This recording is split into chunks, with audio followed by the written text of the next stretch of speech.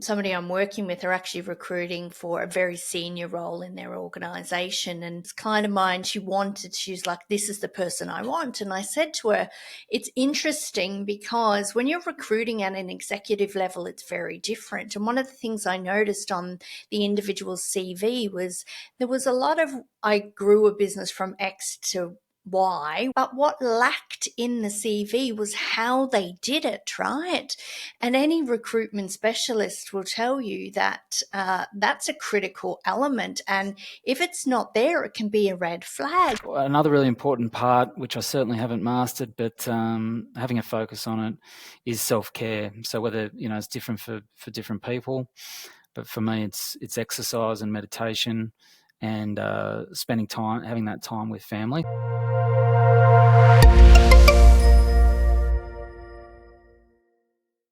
Welcome back to the Honest CEO Show, where we uncover the real stories behind extraordinary leaders. I'm your host, Caroline Kennedy, and today I'm thrilled to be joined by Justin Cantelo, the CEO of Housing Plus. Welcome, Justin. Thanks, Caroline. Thanks for the welcome. Now, under Justin's leadership, Housing Plus has become a leading provider of social and affordable housing in the regional New South Wales area, tackling one of the most pressing issues of our time, housing insecurity. But behind the success is a journey filled with challenges, bold decisions, and unwavering commitment to creating positive change. And today, Justin will share his journey from his early career to leading organizations that not only provides housing, but also empowering communities, which is so important. Now, for context, Housing Plus is no small organization. It's a 70 million plus business, and it has over 170 employees. So it's a big organization to lead, Justin, isn't it? Yeah, that's right. There's a lot of complexity within the organisation because we provide a number of different services, which includes the development of new homes, as well as providing support services such as homelessness and domestic violence services, and then managing over 1,400 properties across the regions. Yeah, it's huge. So let's start with, Justin, can you take us back to the beginning? What first inspired you to pursue a career that combines leadership with community impact? Yeah, so I suppose my trade was that I was a nutritionist and working in public health mainly. And at the time where I made that career change, I was working for an Aboriginal controlled organisation in Northern Territory, running public health programs across multiple remote communities. And I experienced a lot of frustration by management and leadership and government decisions that didn't understand what was happening on the ground. And I felt that I could make the greatest impact and the biggest difference for people on the ground if I was, at the table when those decisions were being made. And so I suppose that's when I started my journey into management and leadership. Yeah. And isn't that interesting because, that theory of leading the change and being the change and stepping into that. And it's admirable that you made that choice to say, I need to be sitting at that table to influence those outcomes. Yeah. Now, before taking on the CEO role at Housing Plus, you had an extensive career, as you've just mentioned, in the sector. So what was the pivotal moment that made you say, I want to lead an organisation like this? Yeah, well, I think it was through my success working here at Housing Plus, because I have been with Housing Plus for 10 years, and we've gone through a lot of change, and I've observed some good leaders over that time. And I think building my own confidence, observing other leaders, and it just the opportunity came up where the CEO at the time moved on, and I just felt I had that confidence that I could do the job, and that I was well placed and could really help lead the organisation into the next stage of growth and improvement. Yeah. And I also think that signifies the significance of when you're in an organization and organically stepping up into that leadership element because you know the organization, you know the foundations of it. And I do say with a lot of people that I work with, even if they're not CEOs, they can organically step up into being that leader, which is what you've just described, right? You just knew that that was your next stepping stone. And you'll probably find that you were doing a lot of that organically anyway, prior to stepping up. And that's how a lot of leaders get recognized for their capability in being a CEO too, because it is quite generalized, isn't it? You go from being perhaps in one area, like for me with sales and marketing, but then up into being a CEO, and it becomes more generalized in terms of responsibility too. Yeah, Yeah. absolutely. It's that transition over time and adapting to the different requirements of the role, because I started in the management level, then moved into executive level, and then eventually CEO. Yeah, great. And what was your vision when you stepped into the role as CEO? Did you immediately see the scale of the challenges, or did it reveal itself over time? I think because I had been in the organisation for a while, I understood the challenges. Perhaps not as well the challenges specifically related to CEO. Our previous CEOs were pretty good at holding their own and managing issues involving the right executives. So there's parts of the business in terms of challenges that I wasn't aware of because they were in different parts of the business that I worked in. So certainly within HR or people and culture and the community services side of the business, because I was mainly working in the development side of the business. Certainly opened up to a lot of the people challenges, I think, and also we're working with very complex clients who've come from extremely disadvantaged backgrounds, and just understanding how important it is to have the right people and compliance within the space is extremely important with our funding bodies and so on. And so yeah, it was certainly a steep learning curve, that's for sure. But certainly observing previous leaders in the organisation, because other exec were given that launch pad to be able to manage their departments. So it was certainly historically a good opportunity for us to lead as executives. Yeah, yeah. And it's interesting because one of the things you and I talk about a lot is the moving from being the doer per se, right? When you are at that executive level and you have a element of responsibility, and then when you really step up into CEO, it's becoming that orchestrator of, particularly around the vision and knowing where you need people to go and helping them to craft their own vision for what they want to achieve too, and helping to orchestrate that direction. Yeah, that's Yeah. right. Yeah. Yeah, that's certainly been a big transition when moving into the CEO role, is more learning to be that orchestrator more so, and giving that responsibility, empowerment to the executives to run their own departments. And it's a different skill set because, in my previous role as director of development, obviously we had a strong team of managers and they look after theirs, but there was still a lot of doing.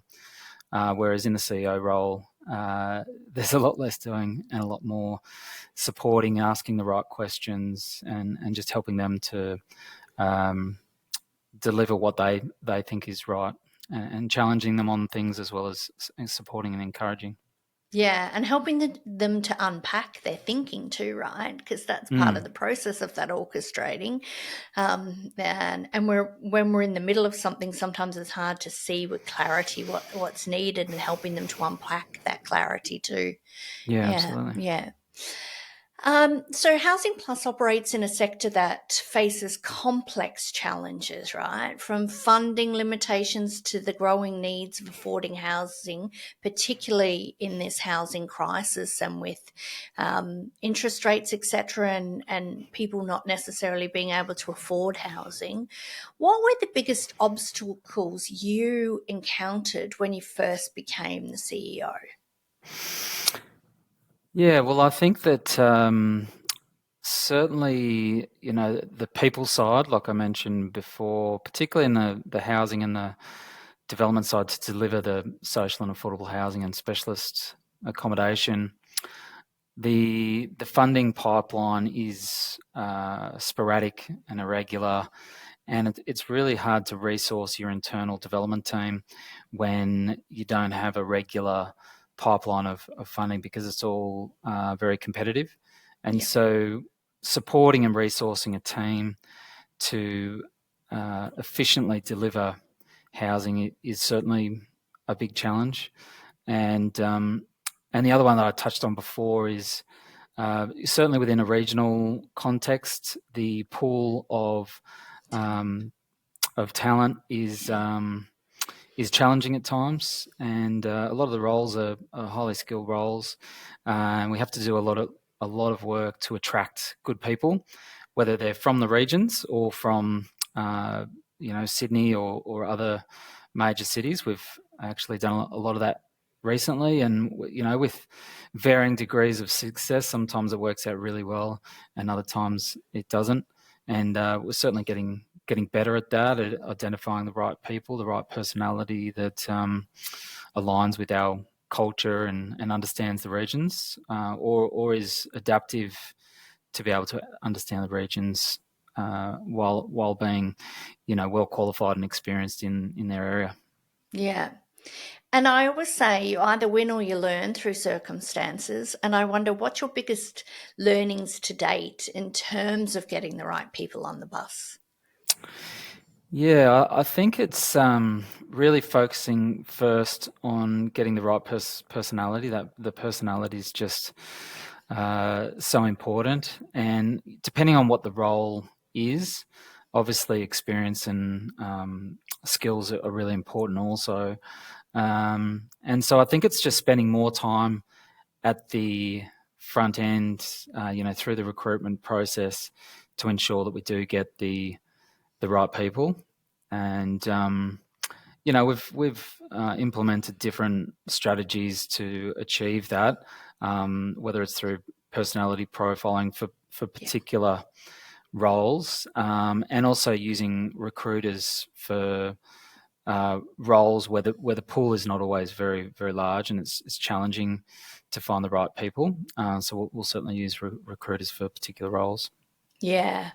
Yeah. It was interesting. I was just having a conversation before this podcast where somebody I'm working with are actually recruiting for a very senior role in their organization. And there was one individual in particular that they were very interested in, and certainly this individual had a significant amount of experience.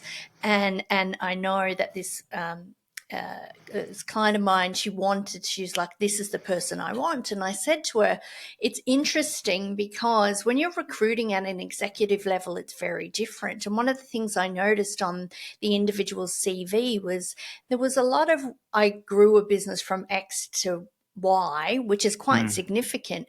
But what lacked in the CV was how they did it, right? hmm And any recruitment specialist will tell you that that's a critical element. And if it's not there, it can be a red flag. So there's critical things like that that sometimes we just don't know, right? mm, mm, And particularly when we're recruiting at that executive level, it's so critical to the experts know what to look out for, mm, and they know exactly what those critical components are. And it's such a good point to use being strategic in using them, particularly at that executive level, because they're the roles that, okay, we're going to get wrong occasionally because mm. that's just part of the process. But when you do, it can be quite painful too, can't it?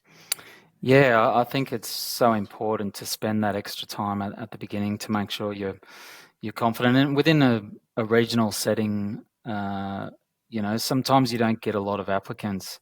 And on reflection, there's been some roles where we probably should have not recruited at that time and paused and potentially looked for other ways to fill that role on a short-term basis, whether it's through consultants or really depending on the role, just to make sure we get the right person. Because as you said, yeah, if it's not a good recruitment, it can cause so much time and stress. And If it doesn't distraction. work out. Yeah, absolutely. And the distraction has an opportunity cost. But I really like what you said before about personality first and foremost. And I think that is so critical because 80% of success is behavioral, right? And if we can see the profile, the personality profile, and using those tools, it gives us a better indication of whether they're a good fit. Because there's always a role for everybody, but sometimes they're not a good fit for the role that we're looking for because of variable reasons too. Yeah, that's right. Yeah. Now, what was a defining moment or crisis or challenge where you felt everything was on the line, and how did you navigate through it? Yeah, so I think it was probably within the first 6 months of the role. The first 3 months was probably the honeymoon period where I was just, meeting people and getting used to the role. And then that next 3 months was quite overwhelming. And I think that I, certainly doubted myself in that next 3 months as to whether, this role was for me, whether I could, manage all the competing priorities and just the sheer volume of, uh, things that I needed to be across. And I think the way that I navigated through it was a number of initiatives. So certainly having a good support of different people, other CEOs that I could chat with that I had known over the years that I reached out with and learned that that sort of experience and feeling wasn't unique to myself. Certainly having a business coach is a fantastic idea because it's very similar in that you've got someone that you can share what's going on and also learn, from the coach that obviously being yourself that we, can navigate problems together and I'm not going through it alone. And then I think it was another really important part, which I certainly haven't mastered, but having a focus on it is self-care. So whether, it's different for different people, but for me, it's exercise and meditation and spending time, having that time with family. So limiting the amount of hours that I'm working just to make sure that I'm achieving that more balanced lifestyle. But as I said, there's still plenty of room for improvement there. Yeah, there always is for everybody. One of the things I really liked about what you said just then was the support network, right? But also is that high achievers generally can have imposter syndrome, and a lot of CEOs are high achievers, and therefore, like you said, it's not unique to any individual, and it's a very common theme. I'm not necessarily saying that that's what you had, but I see it time and time again, you know what I mean? Where we just all of a sudden think, oh, am I cut out for this? Am I, there's a lot going on here. And I do see it quite a bit. And I just wanted to reinforce that for listeners as well. And for anyone watching, that if you feel that way, it's perfectly normal. And it is associated with being a high achiever. And I actually think sometimes, and there's a lot of research to support this, that's why high achievers do so well, because they're constantly questioning, are they doing enough? Is it enough? But there's a flip side to that as well, because when you're constantly switched on, then, as you said, we don't necessarily prioritize self-care because we're so focused on doing our best in that moment and doing more than perhaps is necessary as well. That's kind of a pattern I see quite regularly. Yeah. Yeah, I think you've touched on a really good point there, and I think that I certainly was experiencing imposter syndrome, and it probably does come around in cycles depending on what it is. And I think it's a really good point you made around high achieving, which I think is part of the reason why I was experiencing that being overwhelmed, is because I was I suppose attempting to see that high standard that I'm used to delivering myself, that pressure that I put on myself, um, across the rest of the organisation.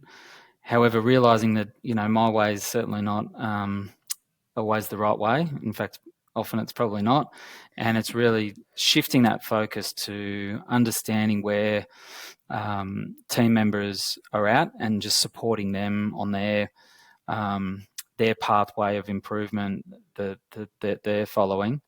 And I think the more I've shifted to that attitude, that change in attitude and approach, the less overwhelmed I feel, and I think that's part of the strategy, because I'm trusting my team. I'm empowering them to run their departments, and they've got their direction, they've got their KPIs, they've got their plans on how they're going to make those KPIs, and they're really just reporting to me. And then, as I mentioned before, asking the right questions, challenging them on certain points. Maybe I hope to help them look at challenges in a different way. And it's certainly just a different way of leading and management that I've certainly learned from you, and has been really important for me managing my own stress and well-being. Yeah. And it's about setting the team up for success, right? Because you're only as good as the team around you. And when they're elevated, everybody elevates, like Yeah, you've just that's right. articulated. Yeah. Now, advocating for social and affordable housing often requires balancing business goals with a mission driven approach. So, how do you manage I suppose, the tension between the two? Yeah, well, as a not-for-profit organisation, we have our vision, which is improving people's lives through independence and choice. So our mission is to provide these services, such as deliver new affordable housing, as well as providing support service for people in need.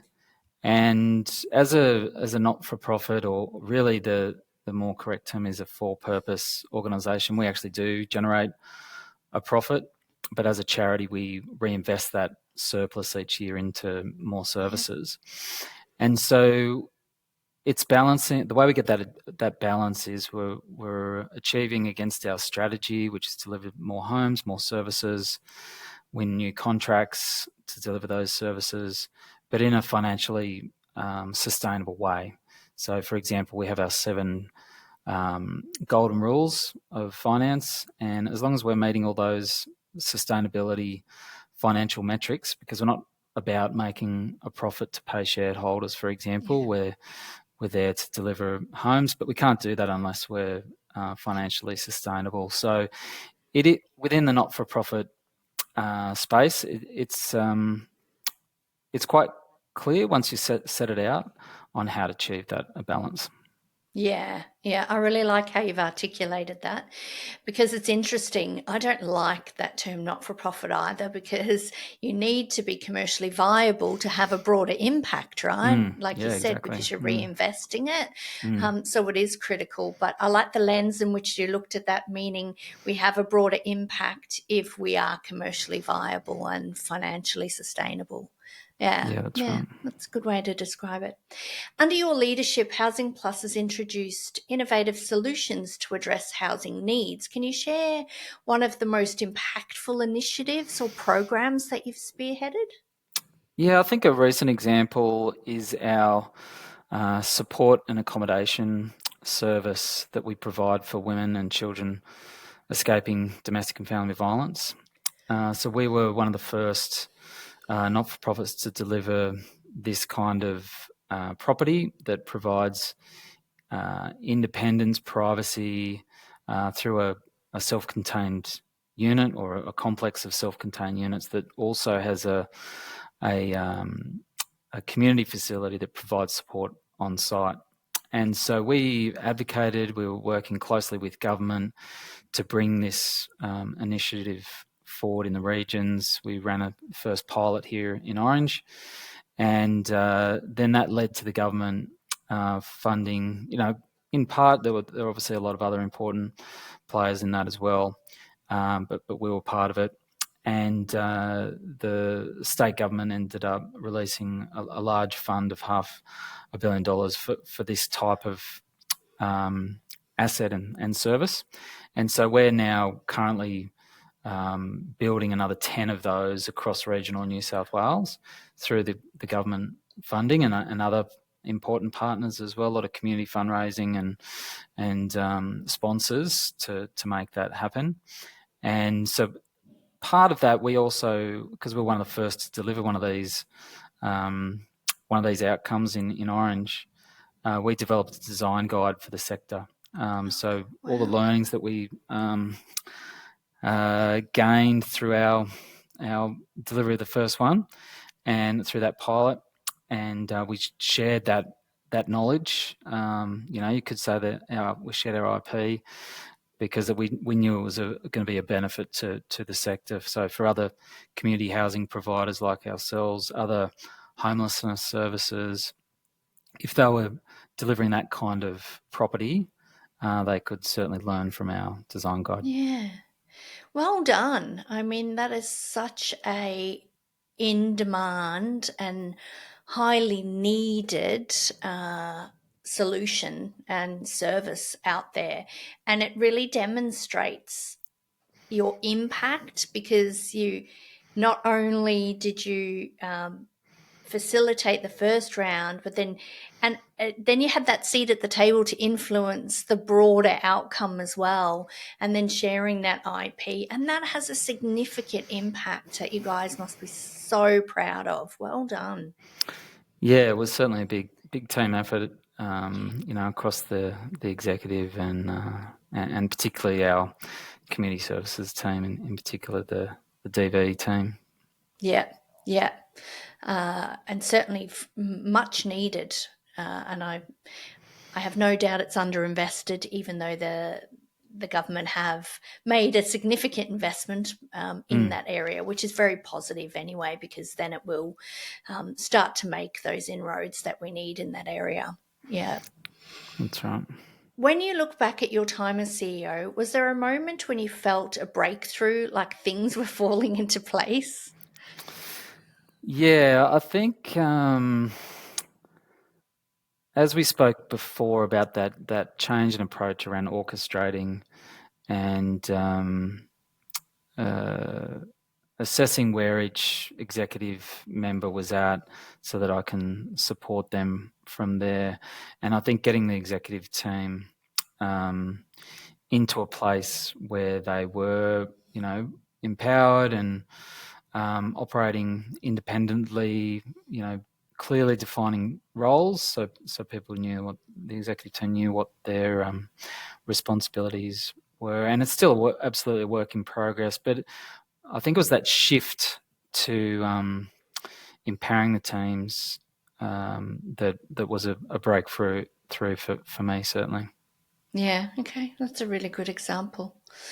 And if you were to go back and offer advice to your younger self at the start of your career, what would it be? $1 million question. Yeah, I think it's probably not to worry as much. That there's so many things that are out of back then that were out of my control.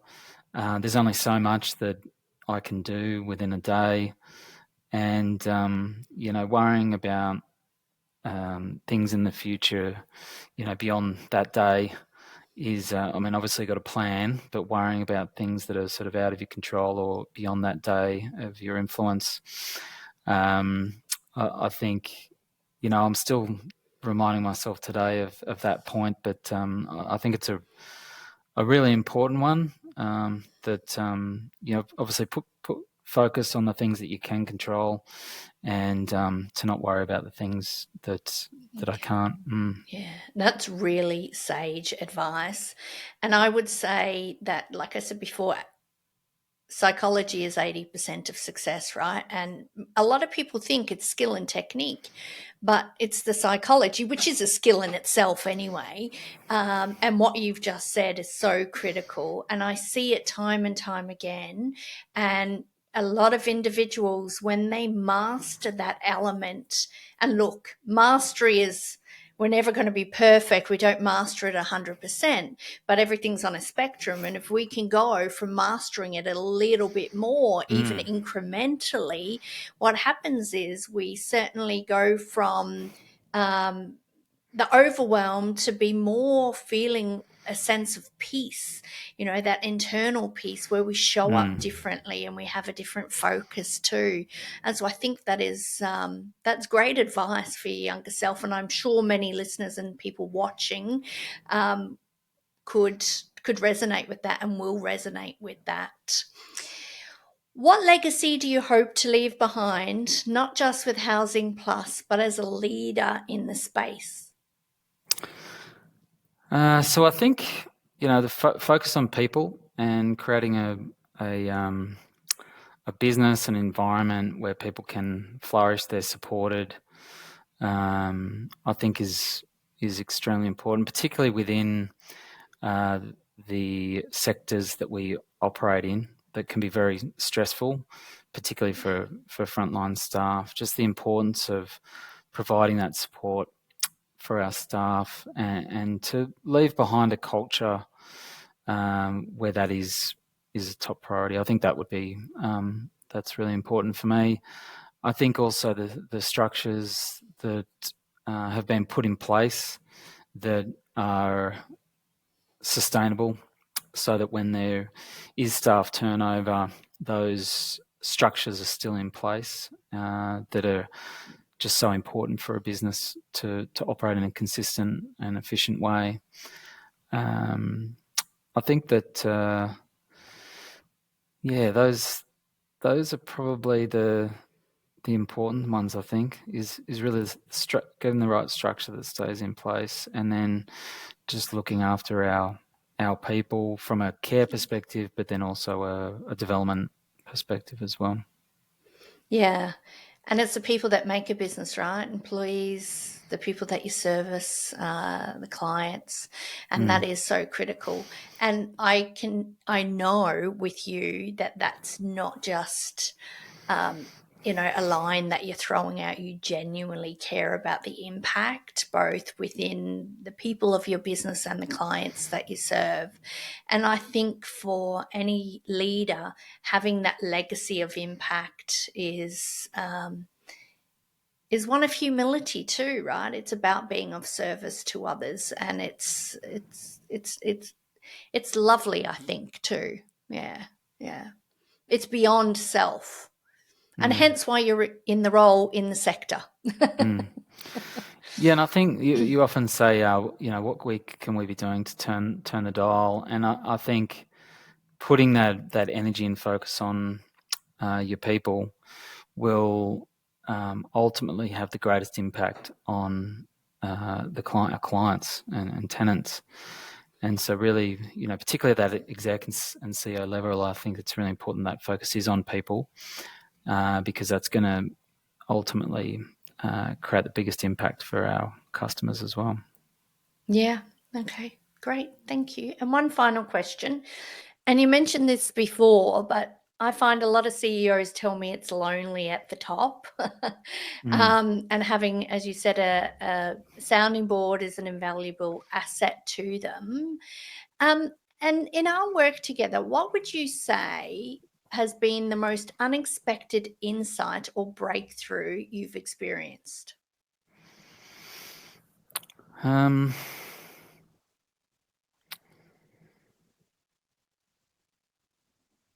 Yeah, I think it is. We've covered a lot of things today. I think that absolutely that orchestrating is a big one. But in relation to um, being lonely in this role, I think just the importance of having that support network is so important, because there have been times where it has been overwhelming, and there and it's felt lonely. And I think that's when you rely and fall back on your safety net, which for me is my family. Yeah. And yeah, and just not underestimating the importance of that. I think Yeah. it's a big learning for me. Yeah, good. All right. Well, thank you so much, Justin, for sharing your incredible journey with us. Your story is very, I think, inspiring and impactful, and I've really enjoyed our chat today. Thanks, Caroline. It's been a pleasure, and yeah, a lot of those learnings are absolutely can be privileged to you. So thank you very much. Oh, thank you for saying that. You're very kind.